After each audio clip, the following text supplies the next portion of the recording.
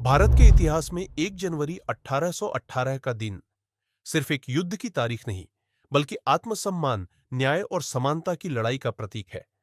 यह है भीमा कोरेगांव युद्ध की कहानी, और इस कहानी को नई रोशनी देने वाले शख्स थे भारत के संविधान निर्माता डॉक्टर भीमराव अंबेडकर। साल 1818 मराठा साम्राज्य के पेशवा बाजीराव द्वितीय और अंग्रेजों के बीच संघर्ष चरम पर था।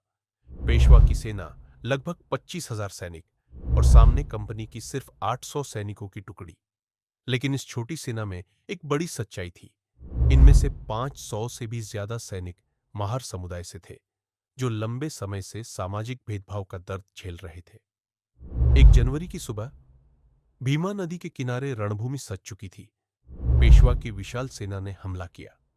800 सैनिकों पर चारों तरफ से दबाव बढ़ता गया, लेकिन महार सैनिकों ने मोर्चा नहीं छोड़ा। उनके मन में एक ही व्रत था, हमारी बराबरी कोई छीन नहीं सकता। युद्ध घंटे दर घंटे उग्र होता गया। संख्या कम होने के बावजूद महार सैनिक आगे बढ़ते गए, और फिर इतिहास ने वो देखा जिसकी किसी ने कल्पना नहीं की थी।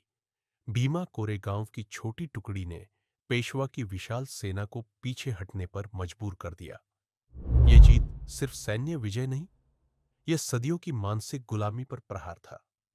लेकिन इस युद्ध को राष्ट्रीय महत्व किसने दिया? कौन था जिसने इस इतिहास को फिर से जीवित किया?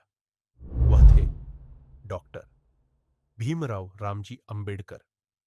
डॉक्टर अंबेडकर ने 1 जनवरी 1927 को पहली बार भीमा कोरेगांव विजय स्तंभ पर जाकर उन महार सैनिकों को सम्मान दिया, जिन्होंने पेशवा की सेना के खिलाफ लड़ते हुए समानता का संदेश दिया था। उनकी यह यात्रा ऐतिहासिक थी, क्योंकि यह सिर्फ श्रद्धांजलि नहीं, बल्कि एक सामाजिक जागरण था। डॉक्टर अंबेडकर ने कहा था, कुछ भी हासिल करने का पहला कदम है संघर्ष, और भीमा कोरेगांव उस संघर्ष का जिंदा प्रतीक है।